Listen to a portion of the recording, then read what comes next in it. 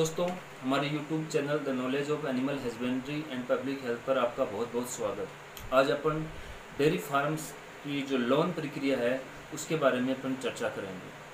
ज़्यादातर पशुपालकों की ये कंप्लेंट होती है कि डॉक्टर साहब हमें पशुओं से संबंधित किसी प्रकार का लोन दिला दो ताकि हम अपना छोटा मोटा जो धंधा है वो शुरू कर सकें। तो आज अपन देखते हैं कि लोन कैसे प्राप्त होता है और कहाँ से प्राप्त होता है।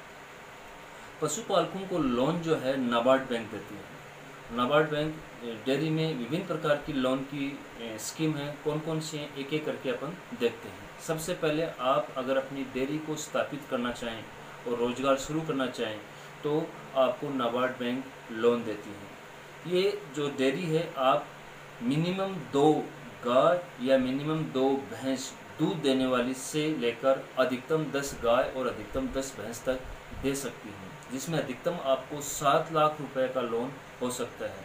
और इस लोन के अंदर जो है सब्सिडी ओबीसी के लिए 25% और जनरल के लिए भी 25% और SC ST कैंडिडेट के लिए जो है सब्सिडी है वो 33% होती है। डेयरी के अंदर दूसरा जो लोन है वो मादा बछड़ियों को पालने से संबंधित है। अगर आप मादा बछड़ियों को पालते हो तो 20 बछड़ियाँ आपको पालनी पड़ेंगी और 20 बछड़ियों के लिए गवर्नमेंट आपको 9 लाख रुपए का लोन देती है।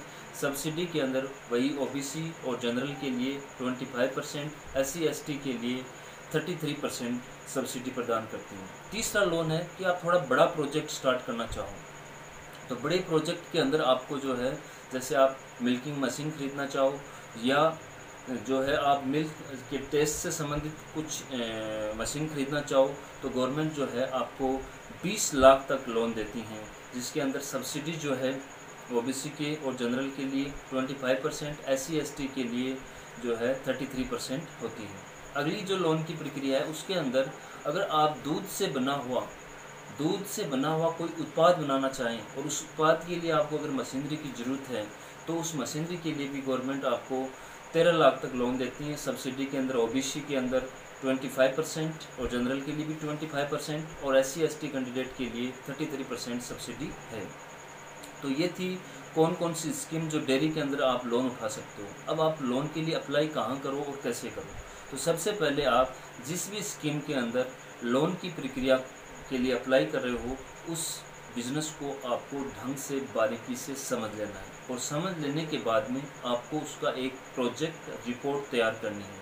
अगर आप प्रोजेक्ट रिपोर्ट खुद बनाने में असमर्थ हैं तो किसी की सहायता से आप प्रोजेक्ट रिपोर्ट बना सकते हो। उस प्रोजेक्ट रिपोर्ट को लेकर आपको अपने नज़दीकी जिस बैंक में आपका सेविंग अकाउंट है उस बैंक में जाना है और मैनेजर से आपको मिलना है और मैनेजर को अपने प्रोजेक्ट के बारे में सविस्तार समझाना है। जब मैनेजर आपके प्रोजेक्ट से राज़ी हो जाता है तो आपका जो प्रोजेक्ट के लिए जो लोन की प्रक्रिया वो नाबार्ड बैंक में अप्लाई कर देता है और नाबार्ड बैंक बाद में आपको अगर सब्सिडी इशू कर देती है तो जो आपकी रीजनल बैंक है वो आपको लोन दे देगी।